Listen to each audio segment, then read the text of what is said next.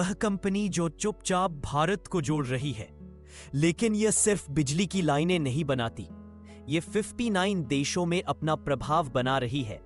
कोई विज्ञापन नहीं, कोई सुर्खियां नहीं, बस अरबों डॉलर के ठेके और वैश्विक पहुंच। इसका नाम ट्रांसरेल लाइटिंग लिमिटेड। और यह कहानी वह कभी नहीं चाहते थे कि आप सुने। यह छोटे से शुरू हुई।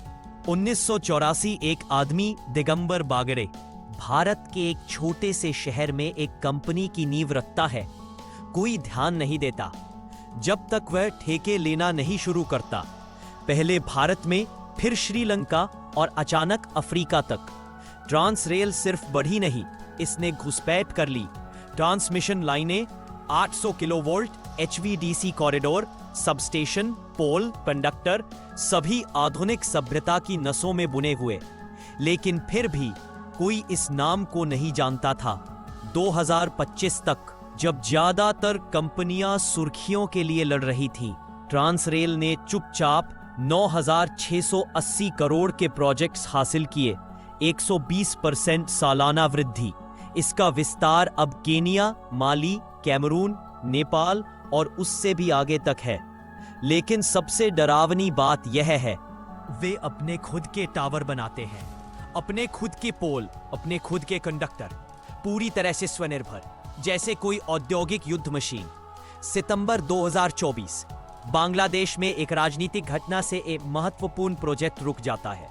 बहुपक्षीय फंडिंग एजेंसियां आगे आती हैं, लेकिन ट्रांसरेल नहीं झुकती। वे 1200 करोड़ का प्रोजेक्ट वैसे ही पूरा करते हैं, समय से। हमने कुछ हफ्तों में देरी पकड़ ली, भुगतान फिर से शुरू हुआ। हम जून 2026 तक खत्म कर लेंगे। जहां अधिकतर कंपनियां राजनीतिक अस्थिरता में घाटा झेलती हैं, ट्रांसरेल मुनाफा कमाती है। कभी सोचा है कि भारत की 750 केवी लाइनों के पीछे कौन है?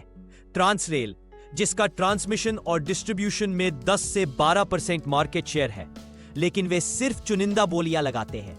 एक रहस्यमय रिस्क मैट्रिक्स तय करता है कि वे कहां हमला करेंगे। 10 में से 5 प्रोजेक्ट सीधे नकार दिए जाते हैं। हर टेंडर CEO और चेयरमैन के पास जाता है। हर प्रोजेक्ट उनकी गुप्त आंतरिक प्रणाली द्वारा पहले से स्वीकृत। भारत भर में छिपे हैं फैक्ट्रियां जो 1,73,000 मीट्रिक टन टावर बनाती हैं। इतने के पूरे उपमहाद्वीप को स्टील से बांध दिया जाए, और वे फिर से विस्तार कर रहे हैं। FY 27 तक वे 1,96,000 MT और 49,500 किलोमीटर कंडक्टर का उत्पादन करने लगेंगे। जो कुछ भी वे बनाते हैं वह खुद के लिए होता है, जैसे कोई निजी शस्त्रागार जिसे कोई छू नहीं सकता। भारत के भविष्य की ग्रिड एक चीज पर निर्भर करती है, HVDC। और अंदाजा लगाइए किसने पहले ही हाई वोल्टेज कॉन्ट्रैक्ट्स हासिल कर लिए हैं? ट्रांसरेल।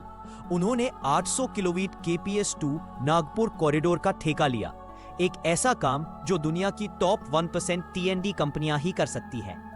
मुंबई के बोर्डरूम्स में एक फैसला देश के शहरों को बिजली देने के तरीके को बदल सकता है, और ट्रांसरेल चुपचाप उन्हीं कमरों में बैठी है।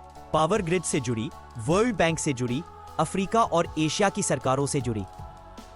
क्या होता है जब एक कंपनी इतनी कुशल हो जाती है कि उसे नजरअंदाज नहीं किया जा सकता, लेकिन इतनी शक्तिशाली कि उस पर सवाल नहीं उठाया जा सकता? वे जैक वेल्च के मंत्र को अपनाते हैं, सरलता, आत्मविश्वास, गति। लेकिन अरबों डॉलर के ठेकों, राजनीतिक संबंधों और वैश्विक पहुंच के साथ, क्या यह सिर्फ एक बिजली कंपनी है, या कुछ और ज्यादा प्रभावशाली? और सबसे डरावनी बात, ये अभी शुरुआत भर है।